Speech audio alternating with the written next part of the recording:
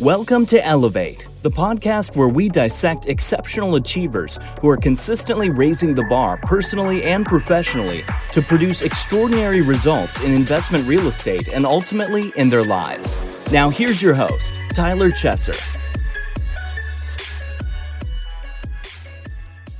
Elevate Nation, welcome back. Are you ready to take it to another level? I know I am, and I want to welcome you back to the show where our mission is to identify and apply how the best of the best raise the bar personally and professionally to achieve greatness in real estate and beyond.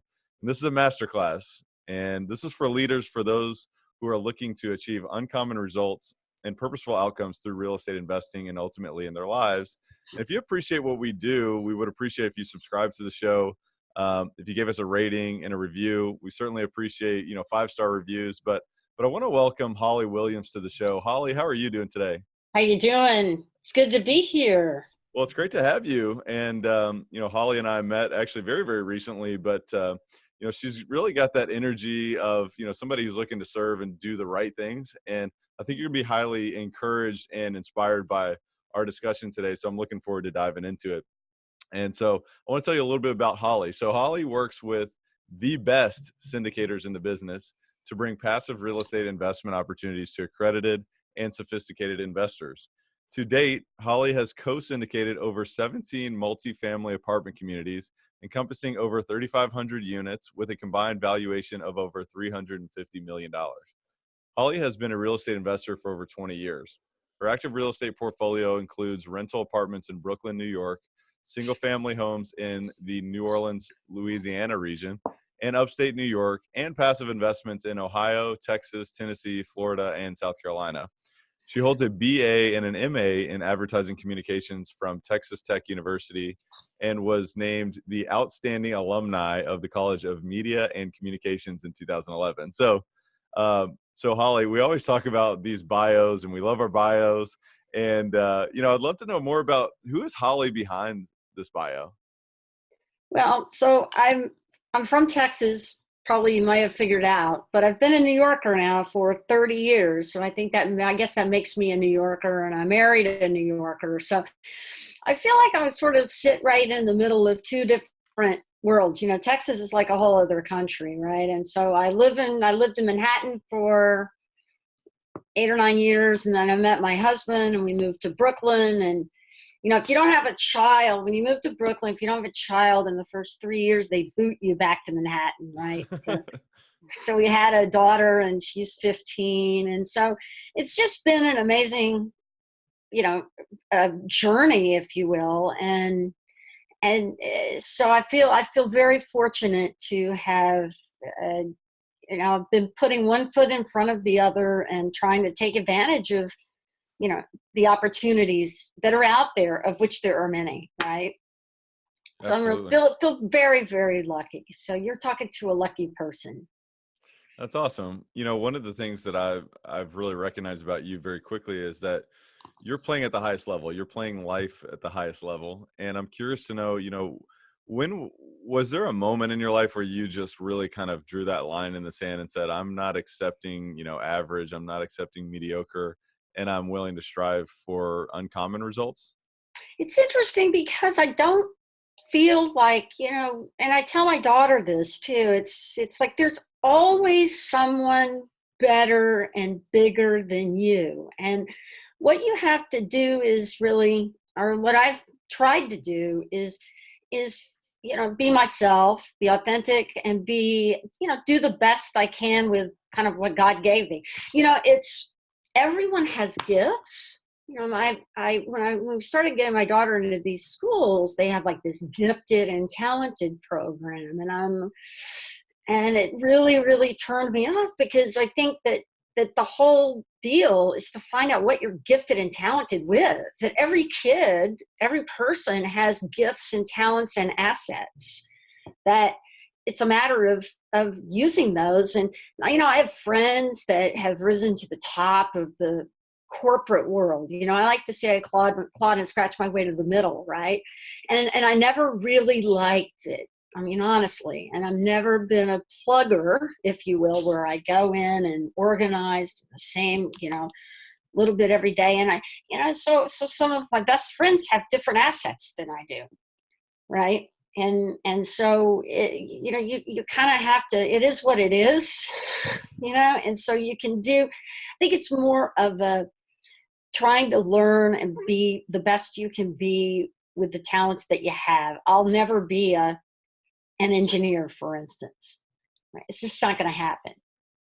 My daughter's a swimmer. She loved gymnastics. She's not, sorry, she's 5'9" in the 10th grade, and it's not going to happen. Most of the gymnasts are teeny people. Right? She's not a teeny person, and neither am I. So it's just like, that's the way it is, right?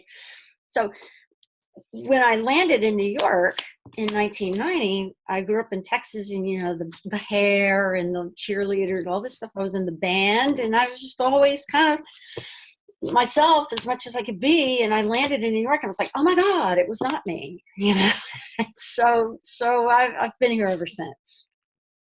So you were able to identify your own sort of unique talents, your own unique gifts as you made that transition, as you made that geographic transition.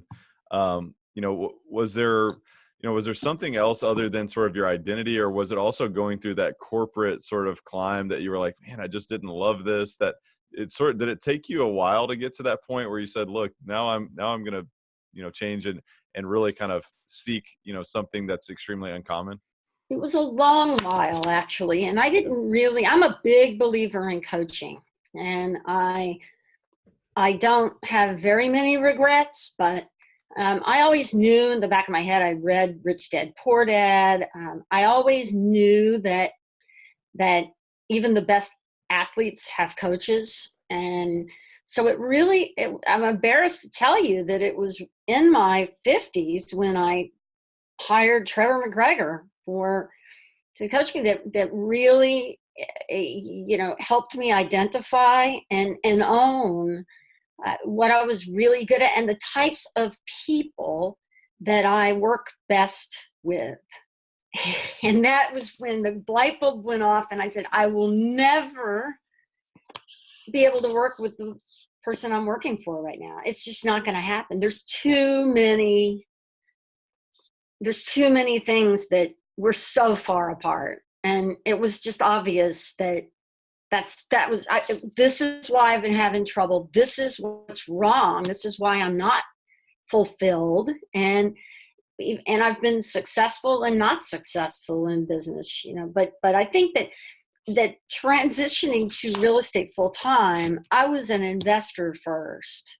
And so I was a successful investor, and I began to see what multifamily syndication did for my life. And it gave me the courage to overcome some of those maps of the world. We all have a map of the world, and my map of the world can change. Your map of the world can change, but it's very difficult to change that map of the world that we're given by the environment that we grow up in. And the way society wants us to view things. You see it all the time. We're bombarded 24/7 with like everybody's opinion, and you don't even know what's true and what's not true. And so, I think that I've tried to take my little corner of the universe and do what I can, and not bother with what I can't change, right? Yeah, I think I heard this recently. It was like, we don't even sometimes realize how influenced we are, not only just by our immediate environment, but by culture and by society and all these different things. Like, even if you shut yourself out to all these different forces and try to kind of keep yourself in this cocoon, I mean, it still permeates to everything, and you almost don't even realize a lot of this stuff. So it's like, it takes a long time to be able to just introspect and just say, all right, well, why am I acting this way? Or why do I have a certain belief? And, really, it may not be your own belief. It may be a belief that was implanted, to you from external factors. So I think kind of taking ownership of that process, at least for me, has been huge. And it sounds like the same for you. So what I'd like to do is I'd like to fast forward a little bit to now, to what's going on with you now. And, what Elevate is all about is about raising the bar and, stretching our limits from where we thought they were before. Right. So I'd love to know, what's an example of how you've raised the bar recently in your business that has really kind of, expanded your own results? So Yeah, and that's kind of an easy one actually, because you may know Joe Fairless. Well, he's from Texas and I'm from Texas, so put two and two together, and I've known him for a long time, long before he got into multifamily. And so when he got into multifamily, we were both passionate about real estate, and we both had that. But he asked me, he said, I found a guy that I'm going to learn how to buy apartments. And then he called me and said he's found an apartment complex, and he was looking for investors. And so I invested. And then through that, I began to learn kind of some of the magic of this. Right. And I didn't know about it. I honestly was just helping him. And I knew he was a smart guy, and that was that. Then he called me though 2 or 3 months later. He said, "Hey, I met this guy, Frank Ross, or blah blah, and we've got this deal. And can you help me raise $1 million? I need $1 million to do this." Well, I had gotten lucky a couple of times, and I worked with AOL back in the day, and I know people. These are people that my net worth is a square root of theirs, right? And so I said, how hard could that be? So I pick up the phone and I call a couple of people. I called my friend first that sold his last company for $350 million. And he's like, Holly, I lost money in a real estate deal a couple of years ago. I'll invest in your advertising company if you want to start that. You want a job, whatever. But nah, not gonna do it. And that's when I started to realize I thought that I was the only one that was not aware of this type of investment.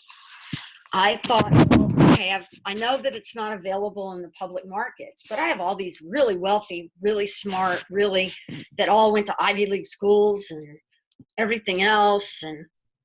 And so I must be the only one that doesn't know this. And so I picked up the phone. I called another person.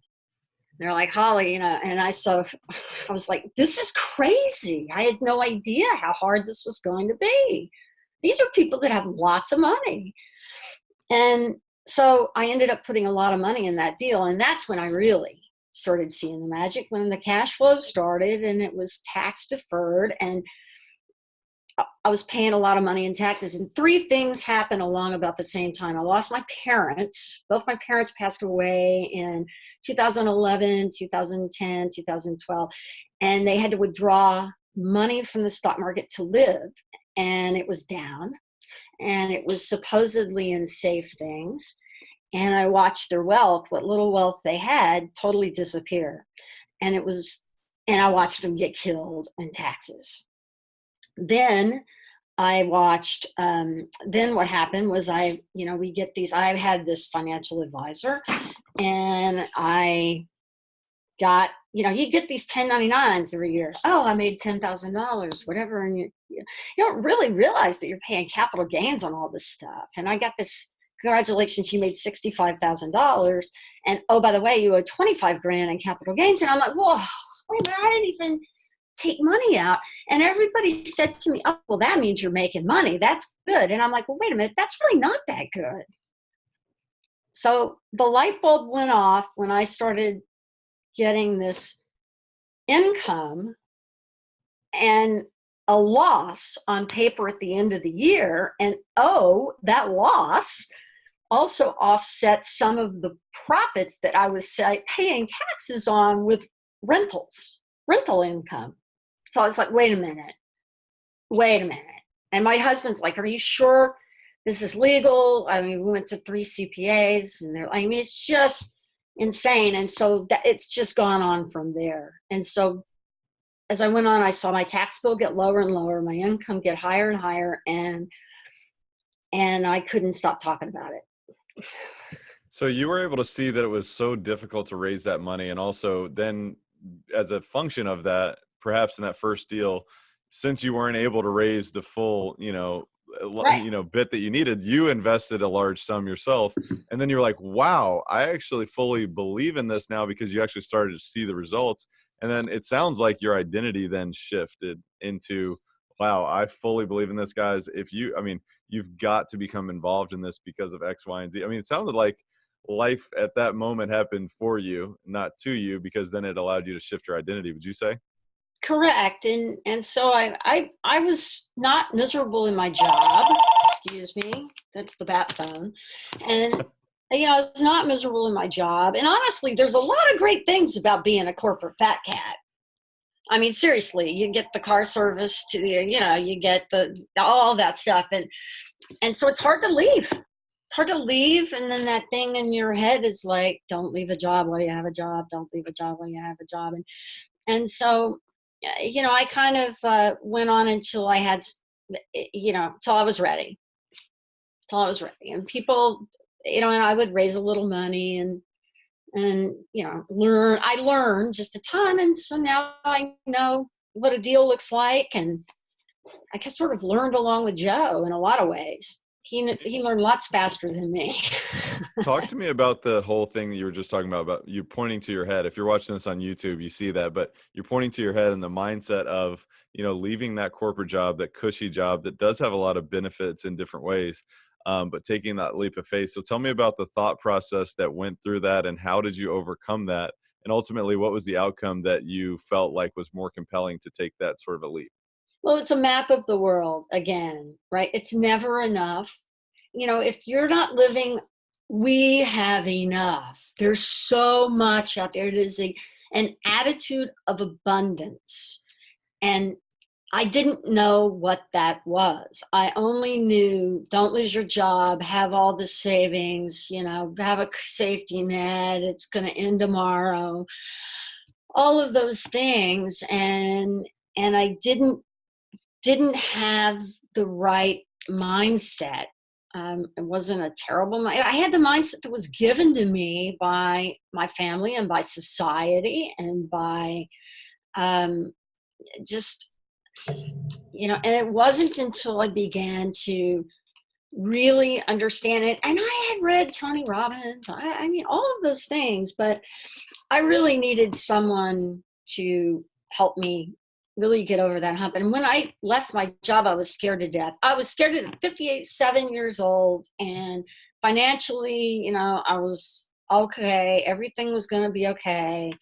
And I knew that all of this stuff cognitively, but I didn't believe it, in here, Mm-hmm. And in my head. And so I constantly have to make sure that I stay around positive people and people that, because I can see it and I've seen it in my own life. We get what we imagine. We get what we're open to receiving in this world. We really do. We get, and so every time I approach a relationship like that, like how can I be of service? How can I help someone? I get it back tenfold. And I saw it with my relationship with Joe Fairley. I mean, I'm in his tribe. I mean, I've gotten back tenfold, but it's a whole attitude of how can I help Well, and share. there's such a difference in really understanding something intellectually and embodying it viscerally and within your heart and within your soul. Mm-hmm. And I think that's a really great reminder, because there's an absolute abundance of information out there. It's like almost overwhelming to a point where, we have every single piece of information, but, it's like what we've said many times. It's like, if it was information was just the answer, then every librarian would be a billionaire. They'd have 8-pack abs. They'd have all these different things. But, it's really about embodying that. And also, I love the thought of the abundance mindset, because, just because what today's circumstances are doesn't mean that if you take a leap of faith, they can't be, different. They can't be greater.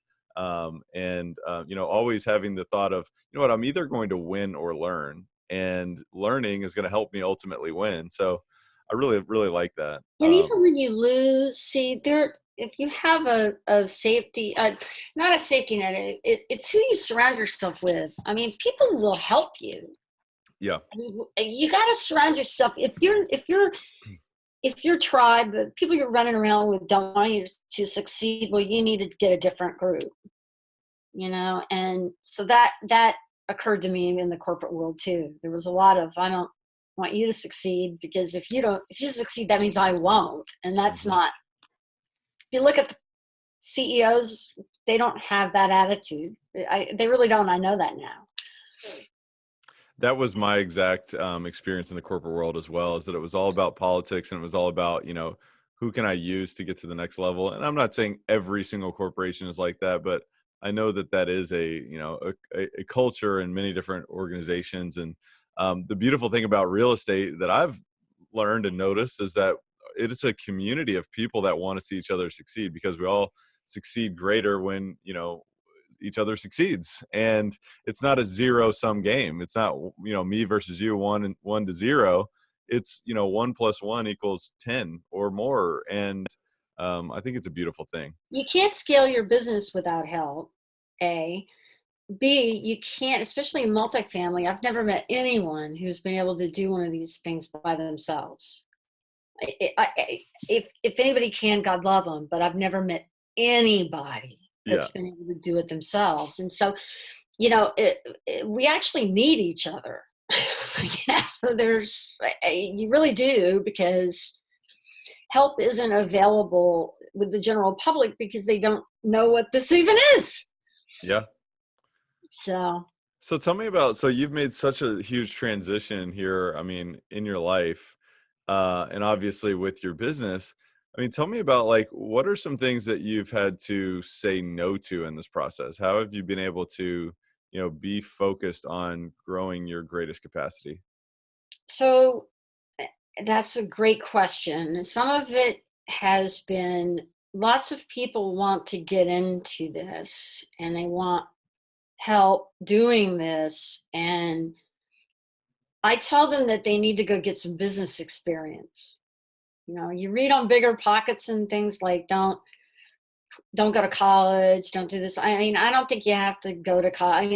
Everybody takes their own path, right? So there's a lot of different ways to get from point A to point B, but this is executing a business.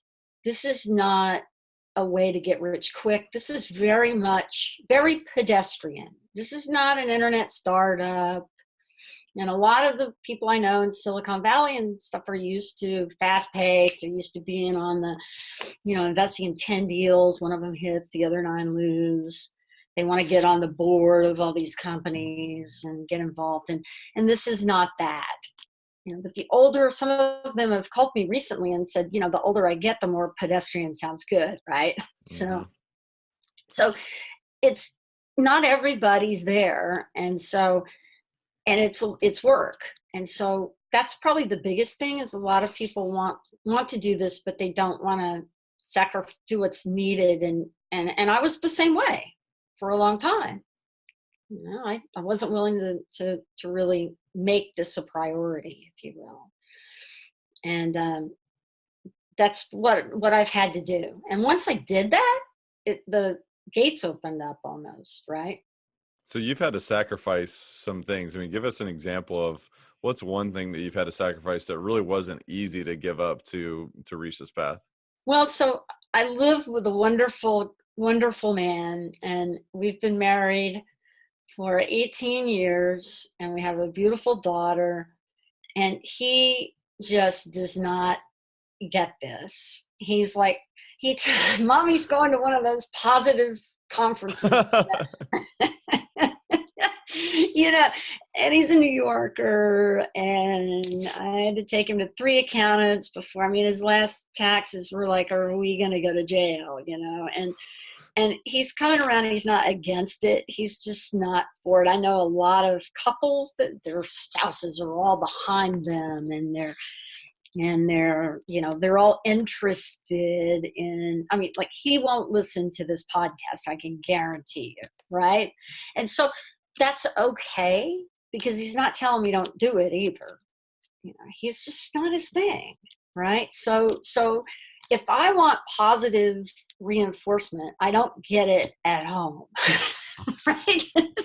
But I go elsewhere to get it, and there's plenty of other places. I get other things, that are great. But you have to have people around you that give you what you need, whatever it is, whatever that is, right? Yeah, as long as you're not getting, you're not getting extra resistance, Correct. from your home life, and it's not like they're fighting you against it, then, not everybody is going to be gung ho about this stuff. I mean, I totally get it. I mean, there's 7 billion people on the planet. We can't all be in the same bucket for sure. So you also have to honor that and realize, look, you don't have to just fit this mold that everyone thinks that, wow, I've got this, super supportive spouse and they're just cheering me on 100%. You can still do it otherwise. And it doesn't make your spouse, Mhm. in the wrong for being that way. So with that said, who do you try to surround yourself with, whether it's actually in person or otherwise, who are your role models? So, people like yourself, I go to conferences and my goal is to not be the smartest person in the room. And that's usually pretty easy, you know, and, and I have, like I said, I have a coach. I have, my business partners. Like I said, I'm so fortunate. I've been working with the greatest syndicators, the superstars in the business, which is very fortunate. But, all the people that I gravitate to are people that have been in business. I cannot stress this enough that at the end of the day, you have to, whether it's your business or someone else's, I know how to run a P&L, I know how to manage people, I know how to get, stuff done, I know how to deal with, adversarial people, and it's really important. And I see people all the time, and especially if you're in real estate investing, like single family homes, which is a wonderful thing to do and you can make lots of money, but that you can do yourself, right? And so if you're used to, they can't give that control up. And so this is much more of a group effort, which fits my personality just right, Hmm. but others maybe not so. And so again, it goes back to finding what turns you on, and what kind of what what what what you really are meant to do. What does not feel like work. Hmm. Yeah, and it's all about implementing those systems, building systems within your business, whether it's, an organizational structure or whether it's technology, processes, procedures, structures of everything. I mean, business systems are key, but then also it's implementing and it's operating that on a daily basis, on a consistent basis, because, that's how you're really going to succeed in the long term, is to Mhm. do that. Because look, anybody can do something great one time, but if you can repeat it over and over and over through building of systems and, through leveraging other people's talents and giving other people opportunities to be involved in that, I mean, that's truly how you succeed. So I really appreciate you sharing There are that. people that I truly love. I really think they're wonderful and very smart, but they want me to help them with deals, and they're not the deals that I want to do. They don't meet the criteria that I have to feel comfortable putting my investors into. So, that's hard too. Well, that's a great reminder. You've got to set your own criteria and identify what does not fit that. Because if you Right. just say yes to every single opportunity, at some point you're going to crash and burn in some degree. So, yeah, that's a really good reminder. I want to know a little bit about Holly, kind of on a daily basis. What's the most important habit you do every day that sets you up for success? Well, I have coffee. Oh I yeah, think the whole world, it's all about the coffee. yeah, I love it.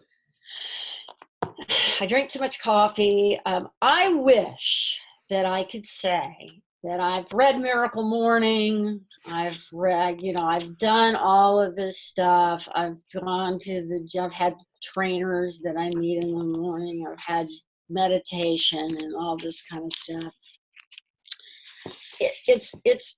What can I tell you? I go in spurts, and I may do very little, seriously, like one day, and then I may just jam and get amazing stuff done. And I don't know if it's not right or wrong, but it is what it is. I just wish I could do it, but I can't. And so I don't time block, and I've been through 1,000 in the corporate world. I've been through 1,000 time management classes and all this stuff, and I need help. So what I do is I surround myself with people that are good at that and do keep me on the trail. Like, don't forget, I need this, that, and the other thing, right? Or what do I do? And somebody tells me what to do, I'll do it. As far as like the little stuff, as far as like, getting the mundane, like the form that you sent me today to fill this out, right? Yeah. I filled it out. I mean, I've had the form. I filled out the form today. Of course, I probably didn't do it right or whatever, but you got the form. Eventually it gets done. But if I was really with it, I would have done the form a long time ago. Well, I mean, what you're really speaking to right now is kind of identifying your strengths and weaknesses and being honest with yourself and not beating yourself up just because you're not like everyone else out there who claims to be, the consistent sort of, unrelenting, they'll never give up. They never stop. They always, every single day they're on. I mean, that's a great reminder for Elevate Nation as well, is that you do not have to beat yourself up if someday you just feel off. One day it's like, man, I didn't make my early wake up. I didn't hit that, that workout. So don't let it just start to, spill all over into everything else, because that's when it starts to get dangerous. Give yourself some grace, right?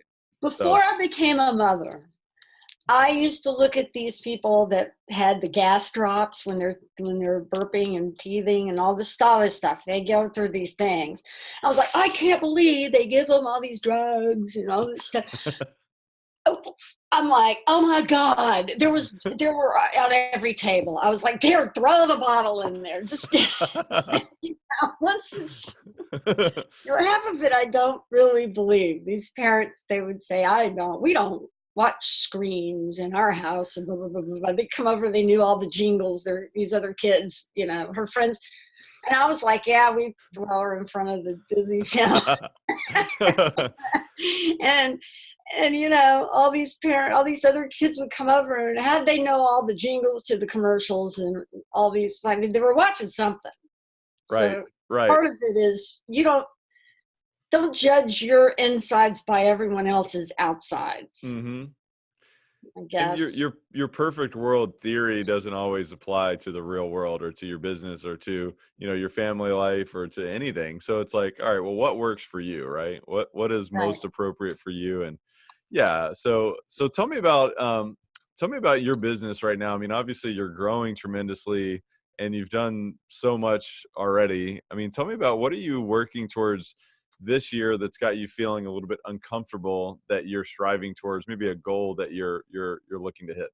Well, so one of the things that I want to tell the world about keeping more, keepmore.com. I want to tell the world about the fact that the 0.5% or the 1% have been investing like this for a very, very long time, decades. And they tell you readily that they're not paying the taxes that they should be, right? Because our tax code incentivizes us to do certain things. And I just didn't know that. I didn't know the difference between private money and the stock market or whatever. I didn't know the difference between debt investing and equity investing, and that equity investing is possible. Because, I mean, without a $20 million Goldman Sachs account, right? And it's possible if you know the right people and hang with the right folks. So I feel like I want to spread this to more people. And one of the things that we're sort of, the government makes these laws that help people, protect people, but they also keep people from learning things while they're protected. Because if you can't talk about it, you can't, it's still a club, right? And people don't know how to get in the club, and they don't understand the club, and they don't think that they think that the club is too good to be true.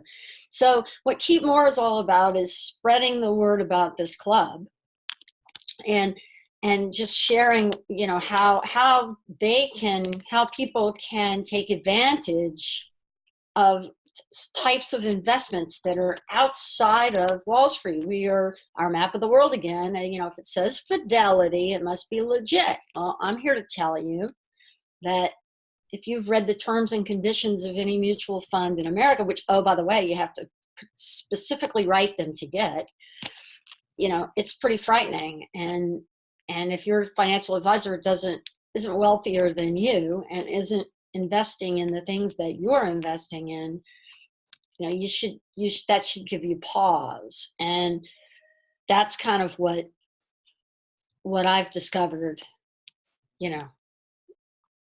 in this journey. And so what I want to do is spread that and get to a wider audience. So I very much want to write a book. I very much want to do as many podcasts and as many speaking engagements as I can. And I just really believe in it. And I think that it's so exciting when one of my investors calls me and say, "Oh my God, you're right. I saved $25,000 on my taxes." I mean, it's just so great. That's awesome. I mean, there's so many things that you just covered there. It's like, the government is trying to, get you to invest in a certain way or act a certain way, but they're not willing to give you the full information. And so, I think that's one thing that I really came to realize too at some point in my life is like, maybe it's not just government, but maybe it's other, parts of society, or maybe it's lack of information of people who were your role models growing up, that they didn't have the correct information. But, once you sort of realize that, hey, here's what's going on and there's really a different way, it's like, wow, you sort of, you like start to feel enlightened to a point where it's like, oh my gosh, I've got to start sharing this with other people. So I definitely want to honor you and the fact that your message is keep more, like keepmore.com. Definitely go visit her website. But it's all about, I mean, at the end of the day, people work hard for, to earn a living, right? And then your time and energy too, right? Yeah, exactly. Keep more of your choices, keep more of your options. That's why we love real estate. And that's why we love, personal development as well, because a lot of times it's like, if we can develop ourselves, if we can develop our relationships, we can develop our communication ability, our own understanding of, what information was withheld from us, growing up, or even just living our lives. If you can combine all these things, you can really elevate, and you can really keep more of what is due to you, so and I can't stress enough too, and I'm just going to say this, there aren't very many women doing this. no, there's not. And I love going to these real estate conferences where the line in the men's room is really super long, and Yeah. you just go right on in. And and I'm not going to get political here, but I will say that I get it, the corporate world, and I get it that women are, that people are discriminated, but they're discriminated. Everybody's got their own thing, right? It's not just women. And so once you're a victim, you can never get out of that. I mean, you're stuck. And so there's a lot of people in this world that love to make us victims, Mm-hmm. and I'm sorry, but you got to figure out, everyone has assets. And some people, they're born with more assets than others. It's just the way it is, so get over it. Mm-hmm. Right? It is what it is. And so I think that if I can help women see that too, that this whole thing about men are so horrible and everything. Are you kidding me? Men are great, but there's some jerks too. And, one time I hit my eye with the washer and dryer. Just a long story, but I had this black eye, and I was kidding around that Joe hit me. And somebody said, "I don't believe that for a minute, because you would deck him." And I'm like, "Yeah, that's exactly right." That's awesome. So it's like you have to do what you can do, and that's all and it's enough, right? Well, that's the other thing too, is that we've all got to become the inspiration for other people, because we are the leaders, and no one else is going to give us this information. I don't know why that is, but I really don't want to be a philosopher as to why that's the case. But at this point, let's just help each other, and let's elevate other people. That's exactly right. I mean, so and that's if somebody's not in your thinking the way you want to think, you don't have to like everybody, but you can respect right. everybody. And I think we're very lacking in that. Yeah. And so I think this is the solution. I really do. So what I want to do now is I want to kind of transition into our rapid fire section. What we call is this, we call this the rare air questionnaire. And the reason why we call it that is because, most people climbing Mount Everest, theoretically, they gave up, miles ago, hours ago, and they gave up way before it got difficult. And, the reason why that's the metaphor is because, this is a challenging business. Is that it's a challenge to live life at the highest level.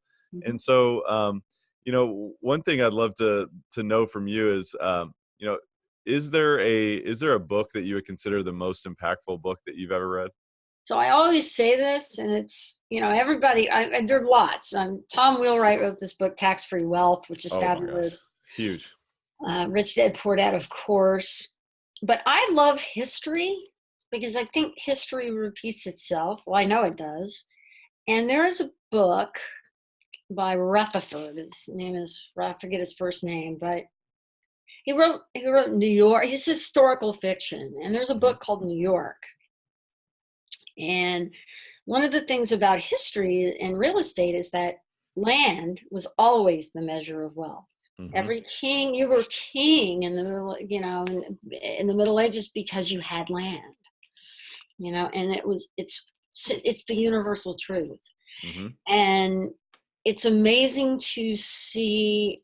I mean, he writes about that. It's about five families and their whole tree from the Indians, when Indians, owned our nation, right? All the way to the World Trade Center bombing or the planes, and the 9/11. And that's what I'm trying to say. And it's incredible because he talks about the Rockefellers, he talks about the Astors, and he talks about the power struggles that were taking place. And it's really a powerful book because you see how things just stay the same, Hmm. right? And it's just really fascinating because if you don't understand how you got here, you can never change anything and avoid those same mistakes. But even then, it was all about the land, It's been all like about the real estate. it's been like that for thousands and thousands of years, and Exactly that's what right. really stuck out to me about what you were talking about earlier, about folks who are, sort of in the technology space and, in this rapidly evolving environment, which is obviously, a frontier that many people can create, Sure. extreme abundance for sure. But real estate continues to be that thing that is tried and true, and it continues to be something that I would believe in. And obviously, it depends on what type of asset we're talking about. We're talking, multifamily, is one that, I think we feel pretty good about going into the future. And so If definitely you have to do it check that right. out. Yeah. So talk to me, what's the biggest way that you elevate your life on a daily basis? Well, I think we've kind of talked about that. I think it's running around with the right people and having Yep. that mindset, and trying to. I mean, a lot of the things that my parents taught me were good, right? Hmm. So keep that good stuff, and then I can also add add to that, right? Hmm. Yeah, that's been the theme of our conversation, is surround yourself with the right people. Surround yourself with the appropriate team that can help you, identify your deficiencies and, help you get to the next level. So I love that. With that thought in mind, what's the biggest way that you elevate your tribe or the people that are surrounded around you? I don't know. You'll have to ask them, right? Um, I think that it's trying to be helpful when I can, and trying to encourage when I can, Hmm. and making it a little more fun because this is supposed to be a good time, and then telling them they're full of it when I think they're full of it. Yeah. 'Cause You know what that's I think? I think another way that you elevate others around you is just through your humor. I mean, a lot of times it's like things get so monotonous and we're doing this, that, and the other. But, I've laughed a lot in this conversation, and I'm sure many in Elevate Nation have done the same thing. So I know that that's one little way, but very important way. So definitely appreciate that about you. Yeah, And it's fun. This is a fun business. it is. It's a lot of fun. Mhm. And this show has been a lot of fun as well. And I really, really appreciate you spending time with us today. And Elevate Nation wants to keep in touch with you. How can they reach you, and how can they find out more? Holly at keepmore.com. Holly at keepmore.com. And then also obviously visit keepmore.com, or you can find Holly on, LinkedIn as well as Facebook, Ventures MQ on Facebook, and at You Can Keep More on Instagram and Twitter, right? In a number of places. And I'm building all that out slowly but surely. So. Yeah, and be on the lookout for her book as well. Keep More is coming out soon. I know that's in process. And just want to remind Elevate Nation, really there's a lot of gold nuggets of wisdom here. So listen to the show again, replay it, take some notes, and, utilize repetition, because if you listen to the show, a couple times, you're going to find, some more wisdom, some more nuggets that you can apply into your business immediately and into your life immediately. Ultimately, your business is a vehicle for your life. So don't get lost in that.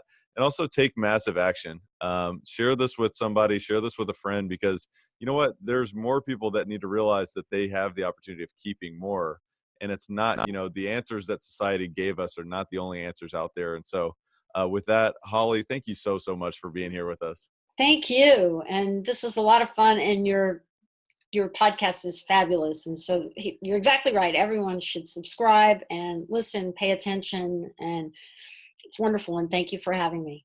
Thank you so much. And Elevate Nation, we'll see you next time.